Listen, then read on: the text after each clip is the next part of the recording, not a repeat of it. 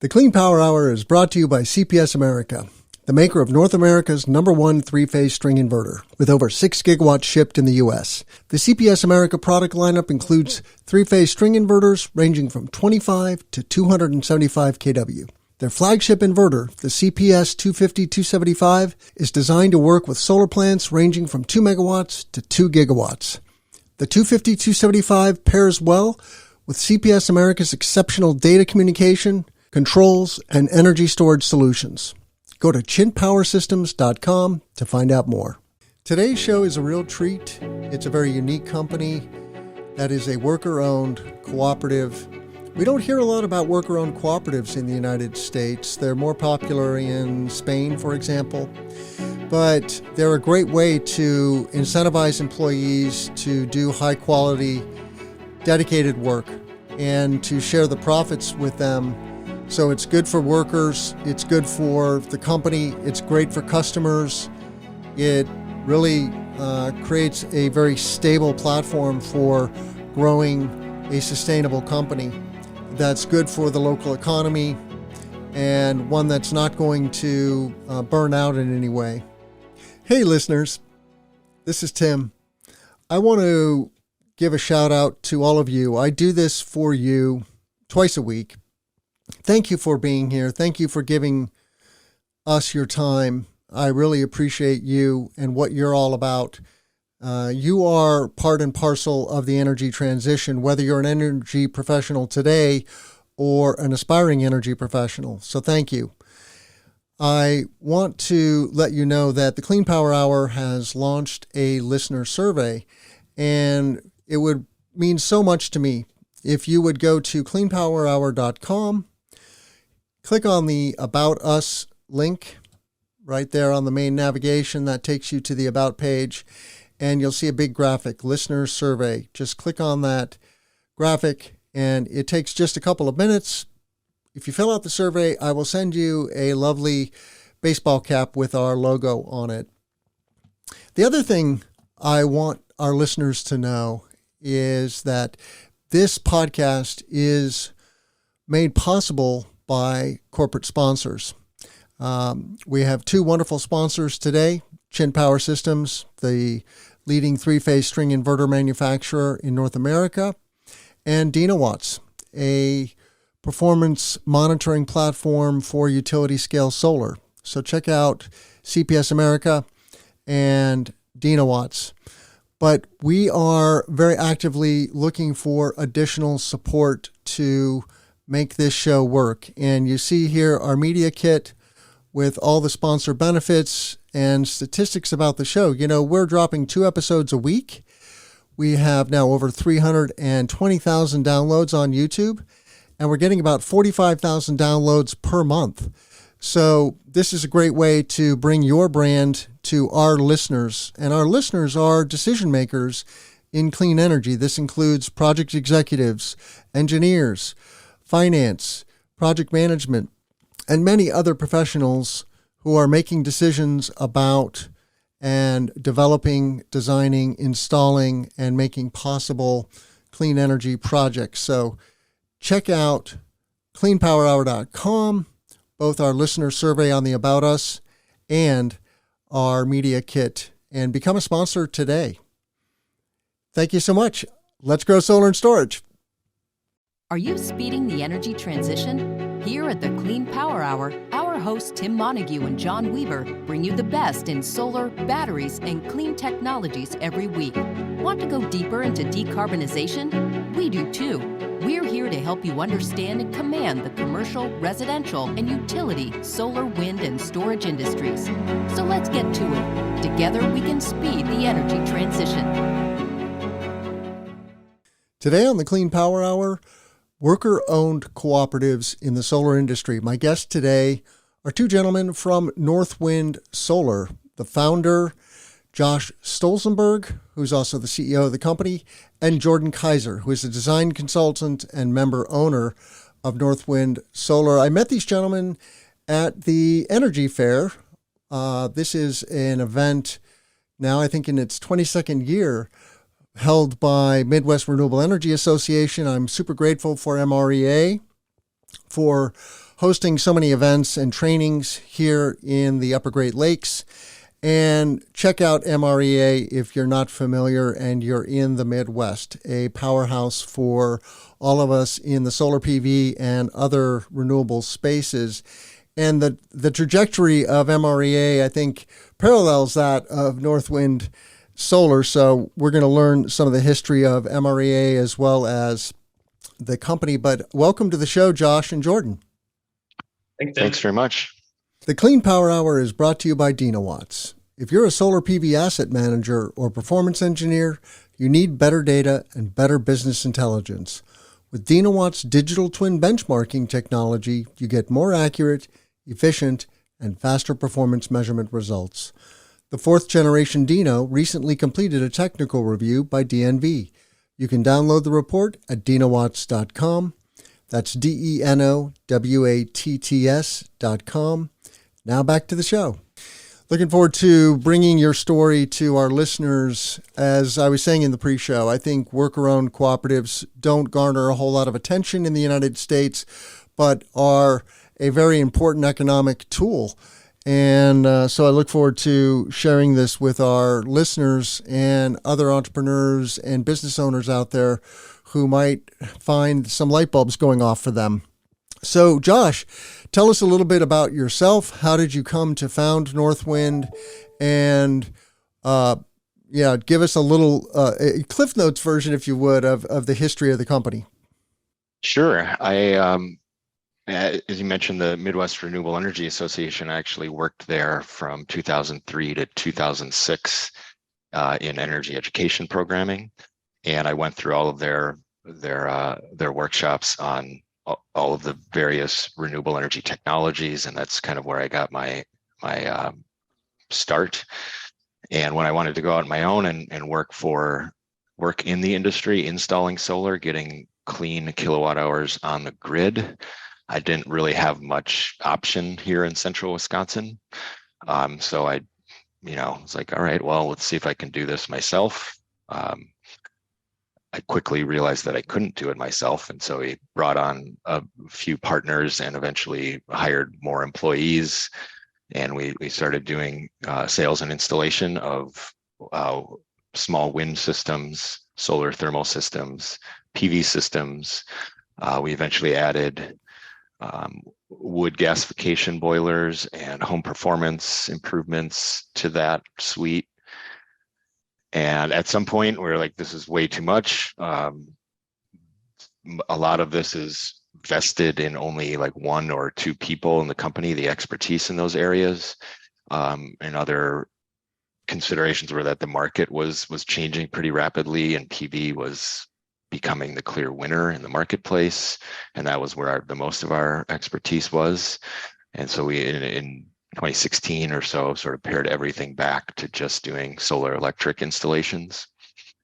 And since then, expanded that out to other electrical technologies, batteries and smart panels and EVs and that sort of thing. But it's all within the related system tech realm. Yeah, and that is what we do. That's what we do today. It's interesting that, you're a PV professional today. All of us PV professionals are going to be PV and battery professionals tomorrow if we're not already, right? Storage is coming on very strong. It's, it's still maybe 10 years behind PV in terms of the cost adoption curve, but there's just no doubt, right, that batteries are a key part of the renewables scene, and then EV charging infrastructure as well as we electrify transportation. So, Jordan, welcome to the show as well. Give us a little background on yourself and how you came to Northwind. Yeah, thanks, Tim. Similar to Josh, my first introduction to renewable energy was also via the MREA. I was an attendee at the fair early 2000s, so I was definitely aware of the event itself and what it provided our community, not only central Wisconsin, but throughout the Midwest. Fast forward through the 2000s up to about 2010, where I hit kind of a career transition part of my life, and wanted to look forward and find something that was both fulfilling in my personal life as well as my professional life. And knowing I had friends and people I knew and peers up in central Wisconsin, I was living in southern Wisconsin at this time, decided to pursue renewable energy and specifically solar.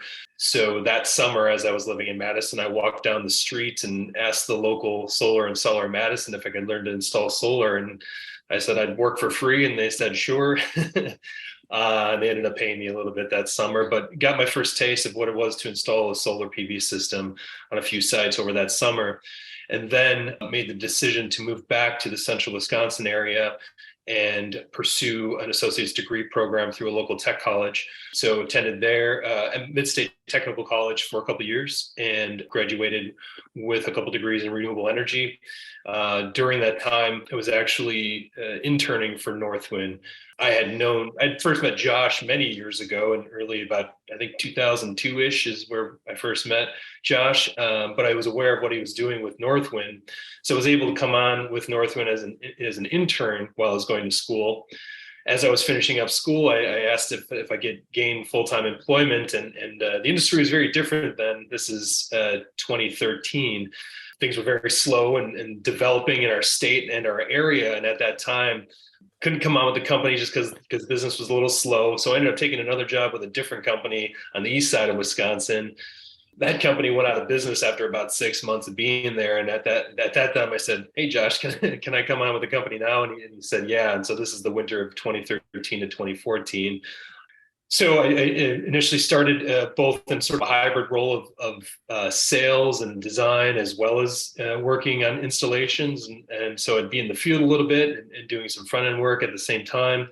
And then we got to be about 2016, 2017. I got out of the field full time and just focused all my efforts on sales and designs and consultations. And then here we are since then. So as mentioned, I've worked in both residential systems as well as mid to large commercial projects as well. We're working in everything under a megawatt. We're not working on terribly large systems, but 100 kilowatt, 300 kilowatt, 500 kilowatt systems are sort of our wheelhouse at this point based on the size of the company and how much capacity we have. So as we became a member owner cooperative, became a member owner a few years back. Through that as well, gained my NABCEP certification, OSHA 10, all those sorts of things as well. And here we are today. Awesome. Well, one of the things that we energy professionals or aspiring energy professionals know well is that change is the only constant. And it's not just the technology, but society, right? Markets ebb and flow. And so just be fleet of foot. And I think you guys are a great demonstration of that. So I would love to hear from both of you, though, about this worker-owned cooperative business. Josh, why don't you start? How did you glom onto the concept of becoming a worker-owned co-op, and how did that play out tangibly for yourself and for the other employees? Yeah, well, I think, as I mentioned, we had a few business partners early on. We had our organizational structure was an LLC, so we were members of that LLC, and all generally inclined towards profit sharing or a more economic democracy embedded into the company, so that we could share success with longtime committed employees. We started looking at worker ownership as a possibility around 2015. Actually, there's an excellent resource at the University of Wisconsin in Madison. They have the UW Center for Co-ops there. Really supports co-ops of all types and with education and research. And I got connected through them, or with them, and went to a conference they were holding on worker ownership, and they had a panel of, I think, 4 different company representatives, one of which was Blake Jones, who founded Namaste Solar in Boulder and eventually transitioned that company to a worker-owned co-op. So it was a perfect sort of story to hear about how he did that and what was involved, and how to get buy-in. Buy-in is actually not an easy thing to do. And I subsequently kept in touch with him, and he shared a lot of information, a lot of documentation that they use in their cooperative. And so we were able to model a lot of that and probably save a lot of legal fees in the process. But yeah, so that was the starting point, and the UW Center for Co-ops was there, like sort of consulting us all along the way. One of their employees at the time came up and facilitated the conversation among the LLC members and the few employees that we were considering long enough term to found the new entity co-op after we transitioned from an LLC and established the first member base for the co-op.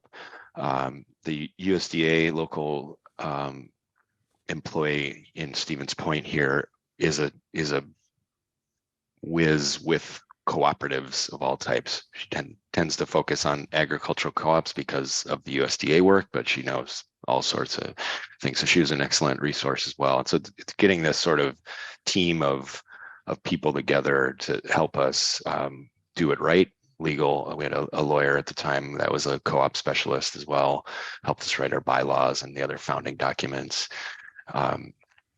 But then just having a lot of internal conversations about how this would look, how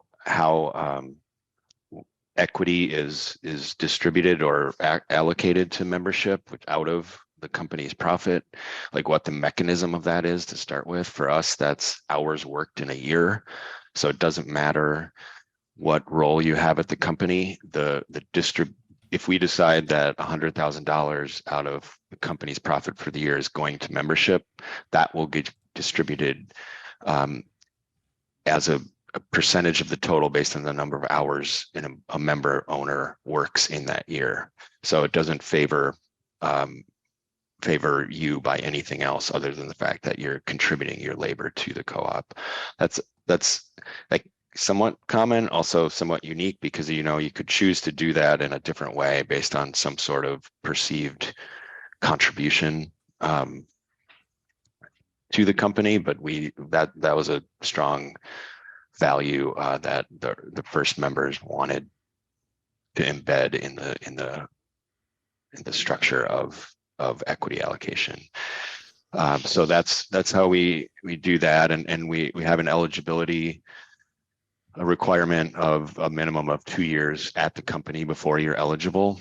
So it's generally the threshold that it takes. And once you've hit that mark, provided there's no red flags, then you're allowed to join membership, purchase stock in the cooperative, and then you have full voting rights as a member to elect the board and make any other major decisions that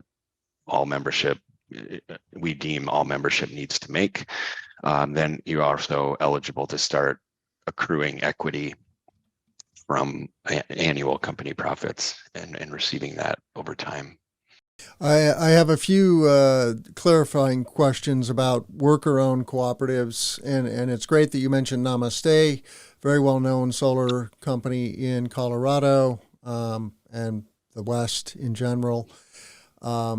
And I also want to talk about Amicus. You're a member of the Amicus buying cooperative, which is, I think, also a wonderful resource. But what is the difference between, a couple things. I'm more familiar with member-owned co-ops. Is there a distinction between a member-owned co-op and a worker-owned co-op? Well, they're both members. I think there's 4 fundamental types of co-ops, and I think the member co-op that you're talking about is probably a buying co-op, like a food co-op. So their members of that co-op are member owners or employees, are members of our co-op. They just have different relationships with the co-op, right? They're in the food co-op scenario, members are purchasers. They're contributing their buying power to try to lower the prices for everybody.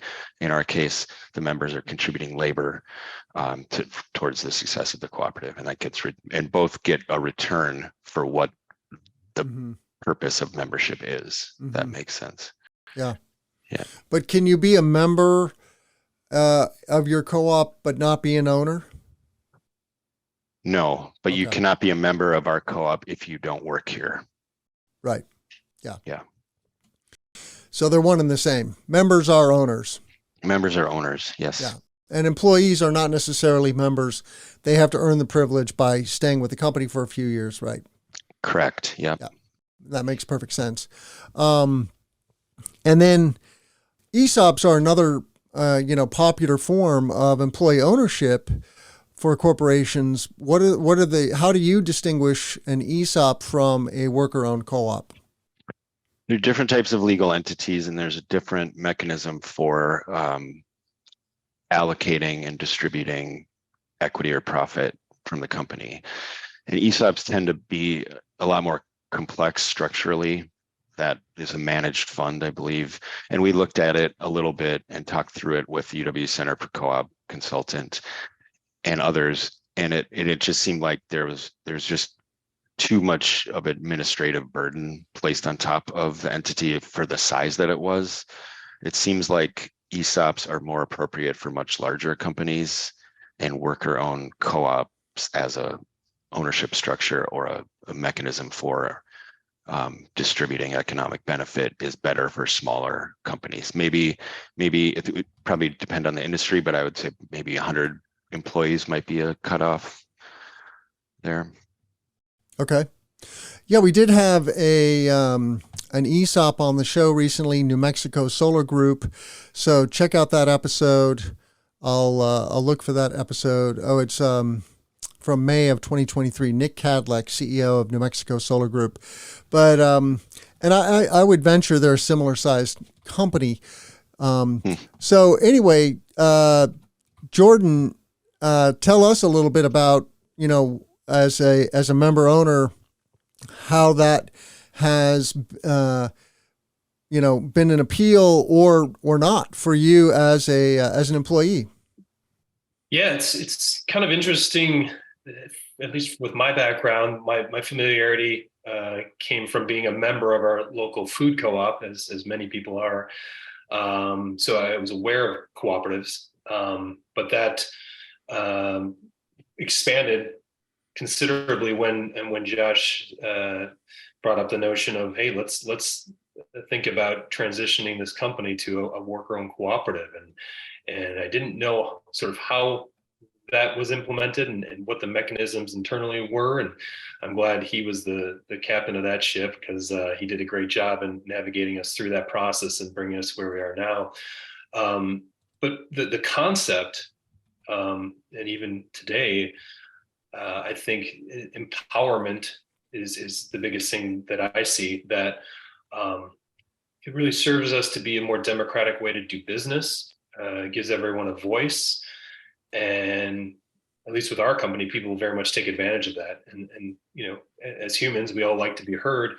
It really leads us to be better listeners than speakers in our company. Making sure we're taking into account as many ideas as we can, making sure we have a shared vision moving forward. And I think through that makes us a stronger company. It brings about a new level of accountability and the willingness and drive to do well by our clients. Many times, especially residentially, well, I should say residentially and commercially, the systems we're installing are designed and installed and powered up and serviced by owners of our company. So along each point of the installation, that system is being brought online by an owner of our company. And certainly the owner of the company wants to be successful. So at every point within that process, we want to be strong in providing quality work and service. And I believe we achieve that on most every project we're doing, small and large. So it really incentivizes folks to go the extra mile, be thorough in our work, provide quality service. And the way we're seen in our community and really the longevity of this company is fortified by those principles, in great part by the worker-owned cooperative that we are. So again, I think it's a lot having to do with empowerment. I think it creates a stronger, it makes us stronger individuals within the company, and thusly makes us a stronger company overall.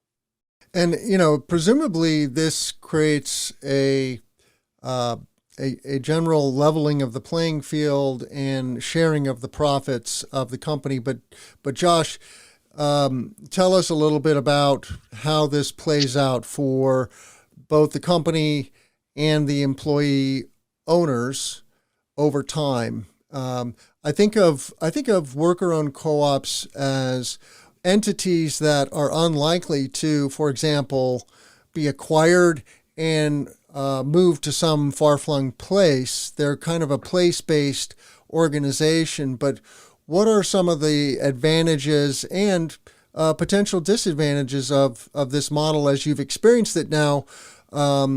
You're in your sixth year, I think, as a worker-owned co-op, so you've got quite a bit of experience now under your belt. Yeah, they're definitely place-based. I don't know how we would outsource what we do. I think, going a little bit to what Jordan was saying, and keeping it with the place-based piece, is we're really rooted in our community and known as an actor and a proactive actor in our community in a positive way. And that, combined with how Jordan describes a customer's experience with us and knowing that they're interacting every step of the way through a project with an owner, or likely an owner,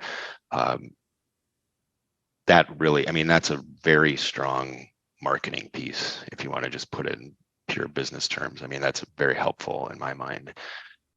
And the other thing it has allowed us, worker co-ops are also, or I should say cooperatives, are generally unique in a couple of ways. One, in how they could take investment into the company from outside investors, and two, how they're treated for tax purposes in very advantageous ways. The first is we can have, as long as the investor is a Wisconsin resident, any type of investor in the company, doesn't have to be an accredited investor. It's a special circumstance. Another thing I learned from Namaste. And two, how we distribute equity at the end of each year to members versus retaining it in the co-op as a corporation for tax purposes is very flexible. And so depending on how well we do that year, we can think somewhat strategically about what we want to retain on the company's books versus what we want to allocate to members. What gets allocated to members is like a pass-through entity situation. It flows to their personal taxes.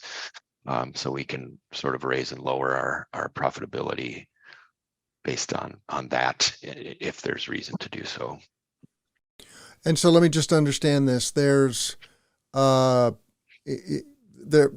owners are shareholders, presumably, right? They are shareholders of a special class, yes. Yeah. And then you're suggesting that at the end of each year you're distributing the profits to all of the owners. Or some of the profits, and then some remain with the mothership. Right, correct. Yeah. So we retain some business net income, distribute the balance to members. Yep.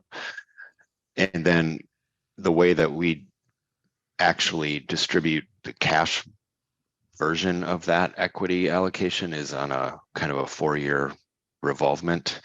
Mm-hmm. So we put out a portion of it, in the first 3 months of the following the end of the tax year to members in cash, say it's 30 to 50%, and then retain the rest on our books just to use in business operations.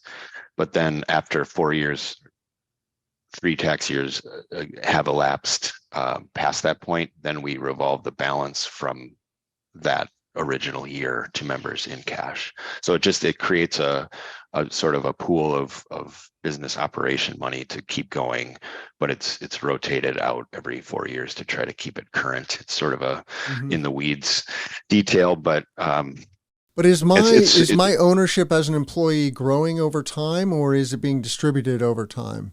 Let's say I work in the company for 20 years. I will have received more payouts, I understand that, but am I in some way a greater owner? No, in fact, you could probably argue the opposite, that membership value gets diluted over time as more members come on. Mm-hmm. Okay. But your stock holding in the company is unchanged through that period. Okay. Cool. Jordan, do you want to add anything on this particular theme?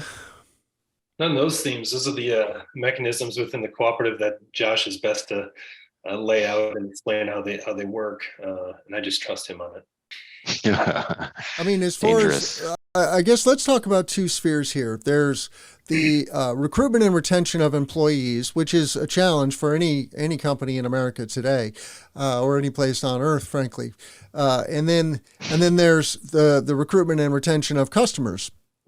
And I would love to hear from both of you, but let's start with you, Jordan. Since you're more in the sales realm, how does this impact the ability of the company to attract talent and retain talent, and then the same for customers? It's a good question. It's as far as attracting and retaining. Josh had touched on it earlier, and we're very much sharing and explaining and even educating to a degree during interview processes about the fact that we're a worker-owned cooperative. And the fact that we're very present in our community lets everyone know, especially if they're looking for a job, as a cooperative, there's additional value to your position within the company. So that gives the, anybody looking to come in and work with us, a little more substance to their position. You're not just coming in as a 9 to 5 and punching a clock and out you go at the end of the day. There's really a resilience and a long-term investment built into your position. You're working to something greater than just yourself. You're working for something more than just your paycheck. And many people at least, really are into that concept. You can find a job many places, but are you truly satisfied? Is there a balance both professionally and personally? Maybe there is, maybe there isn't. But with our company, that's part of our drive. Work-life balance is huge within our company. The cooperative really sort of sets that in place for us and establishes that, we're doing a lot, not only in our day-to-day work, with what we do in our individual positions, but also in and around, as the cooperative encapsulates our day-to-day business, we're trying to build something more than that, whether it's investments, financially in equity shares coming back and bonuses, that sort of thing, but also building a new building and with a showroom that we now house or work out of, investments and new assets coming to the company. We can see almost in real time about how the cooperative is playing a part in the day-to-day work, and that relationship is really important. And again, I think it helps get us through those harder times. We always like to refer to the solar industry in our state and really our country as the solar coaster.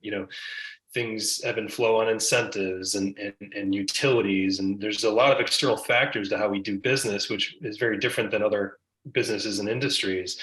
So the cooperative helps us weather those maybe even tough times. Maybe business is slow. Maybe there's something on the horizon from a big utility that's not going to play in our favor.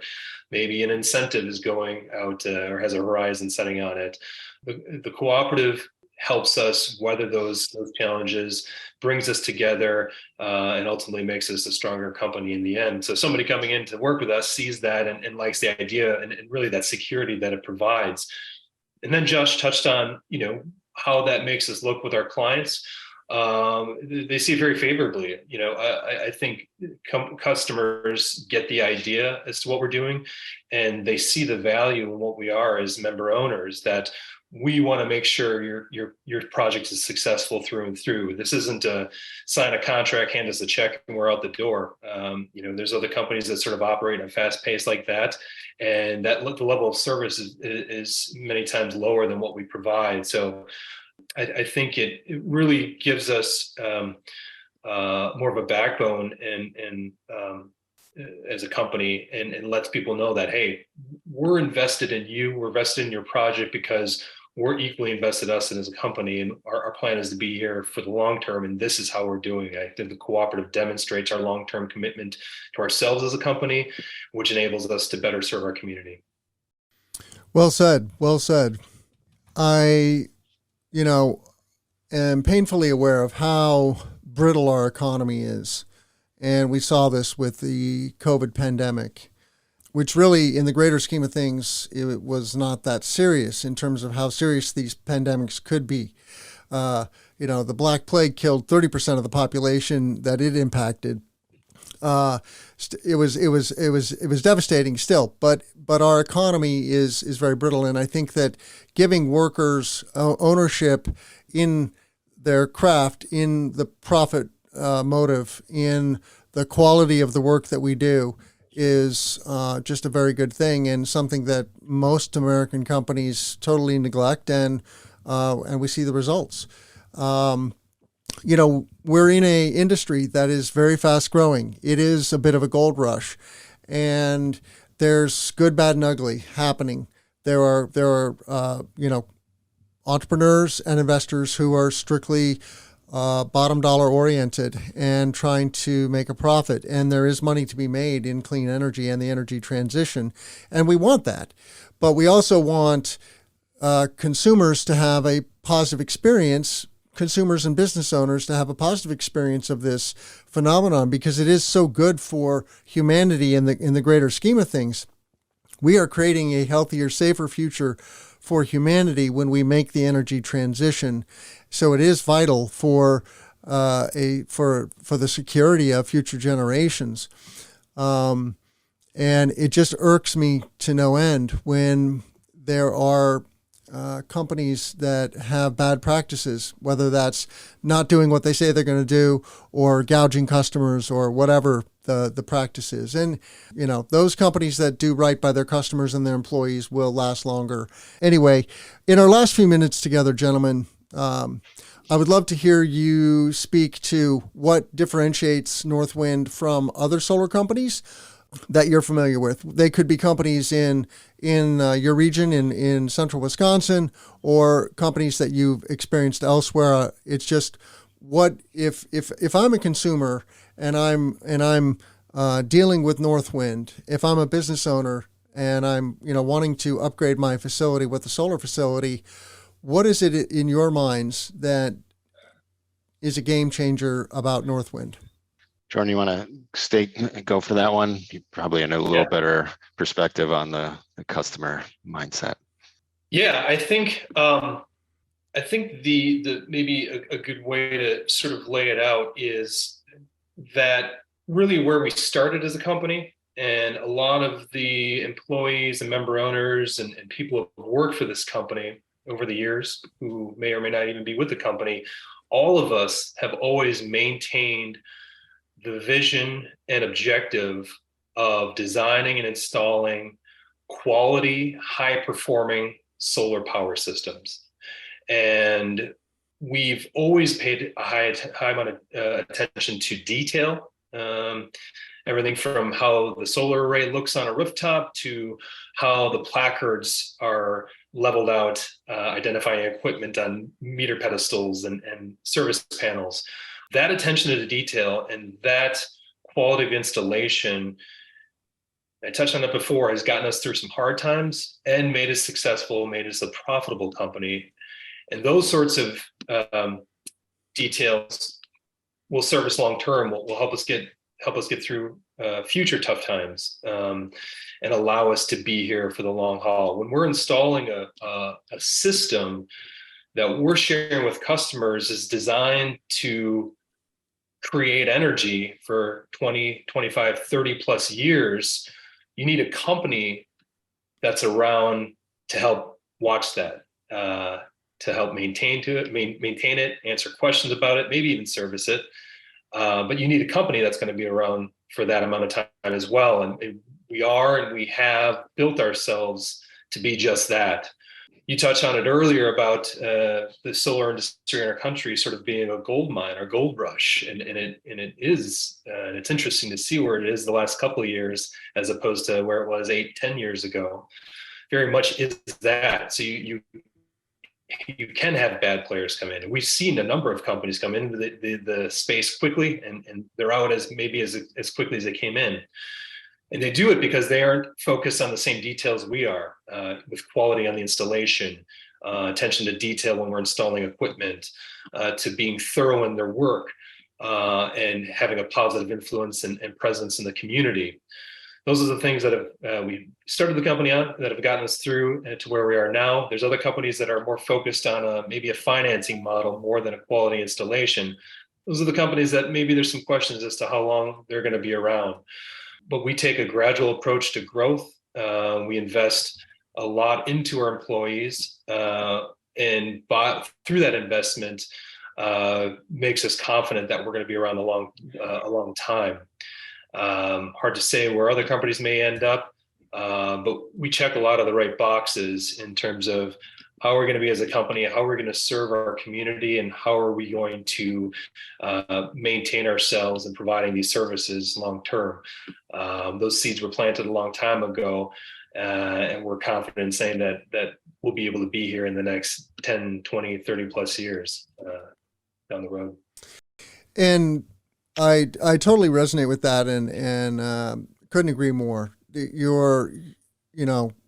When you're a customer installing something that's going to last 30 years, you want to know that the company doing the installation is going to be around to fix things that go wrong. Things are inevitably going to need operation and maintenance, and so I love that. But Josh, if you would, tell us a little bit about your long-term vision for the company, and we humans, we're temporary phenomenon here on Earth. We have 100-year run at it, so to speak, if we're lucky. But what is the future for Northwind in your mind? I mean, the future is certainly bright, both because of who works here and how this company is currently built, but certainly the market itself and all of the federal support that's come online is going to really be a boon. But one of the, just going back to the worker co-op, just as a structure, and having members being vested in the success of the company, is at some point I'll be gone, but the motive to carry on will not require me at all. It'll just continue, and all the people that have been working here over longer and longer periods of time, new people that come on and get vested themselves, will have a motivation to carry on the same values that the company was founded on. So that's very optimistic for me. And is there anything about the solar industry writ large, any trends that you guys would like to put a finger on or call out for our listeners? I think, I think the transition to the electrification of society is just daily more and more interesting, almost untapped. We've discovered a lot of things as to how solar plays a part in this, and how energy storage is going to play a part in all this, and the electrification of our automotive industry. We're just getting started. I think there's so much opportunity out there, and there's so much benefit to what this provides. And not to say solar or electric vehicles, it's not the silver bullet. It's not solving all of our climate problems, but it's many big steps in the right direction, I believe. And it's the best technology and the best solution we have at the moment. The widespread adoption of it really shows that. One of the recent stats, somewhere around 75% of Americans view solar energy favorably.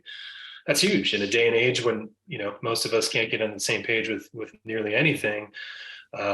Renewable energy is one of those things, and that's something I share with my clients often. If we can agree on one thing, we can agree that we need a better way of generating electricity for our society, for our world, and by way of solar PV is maybe the best singular way to do so. And so along with that, it appeases to that both sides of that proverbial aisle, right? Clean energy appealing to more liberal leaning folks, and the ecological benefits of solar. And then the more conservative side of the aisle, appealing to those free market folks, where we're pushing back against what is one of the only natural monopolies in our world, being in utilities. This is a way to achieve your choice as a customer, truly as a customer, and achieving energy independence, which again, those free market folks speak to commonly. So it's an issue in a day and age where we can't find common ground. It's maybe the only issue where we all should be on board with this, because of how it plays to the favor of everybody. Yeah, I'd jump off the utility piece of that and say, I think the technology advancements are coming so rapidly that isn't really a concern. It's more the regulatory environment and the erosion of favorable rates like net metering, NEM 3.0 in California. We've got a couple of utilities that have presented changes in their upcoming rate cases to net metering that is very unhelpful, and I think we really need, as citizens, to advocate both at the legislature and at public service commissions for good regulation and standard policies that create a fair marketplace for businesses like ours to operate, and for customers to be able to understand what the financial benefits of going solar is. Yeah, we really need to reimagine our relationship with utilities in this country. The model that we invented 100 plus years ago worked back then. It did create a stable grid. We have an amazing grid, but the business model is flawed. We see that every day, right? There's just so much friction between the utilities, between what consumers want. Consumers want the energy transition, and of course between what the renewables developers and installers want to give consumers. So on one last note is that you're a member of a member-owned cooperative called Amicus, which is well known in some circles and not so well known in other circles. They do cover many parts of the United States, but tell us, give us a real quick soundbite on why you joined Amicus and what are the benefits for installers to be part of the Amicus co-op. Yeah, well, Namaste in Boulder was one of the founding members of Amicus, and so I had heard about it after speaking with them about the worker ownership transition. And in 2019, we applied to join and had a sponsor. That's one of the pieces typically of joining. I think it's still a condition, but you have to be sponsored by a member company, so to sort of say, yeah, these people do good work, stand-up company. So we were able to join in 2019, and that allowed us to join, I think it was about 50 other companies at the time, in aggregating our buying power to just negotiate with manufacturers and lower prices for everybody, which is, within Amicus, there's a very wide range of size of companies. So there's people that are doing hundreds of millions of dollars business and people that are doing millions, maybe on the low end. And so we get, on the smaller side of those companies, we get almost an outsized benefit of being able to take advantage of the large companies' buying power within the aggregating of buying power itself. And not only is Amicus a purchasing co-op, but it's an incredibly interactive community. The staff have set up this really great online clearinghouse where we can talk through anything from business decisions to product choices, design, sales, operations, anything. And there's always a robust exchange. They also put on annual events for different constituencies within the company: principals, sales and marketing, ops and engineering, et cetera. And it's a very non-competitive space for people in the solar industries to exchange ideas and improve their businesses. So it's wonderful. And I think there's now 78 members doing more than $1 billion in revenue, more than 10,000 employees, something like that. Always forget those numbers, but yeah, it's grown into a pretty impressive entity in itself. Yeah, it's amazing what Amicus has done.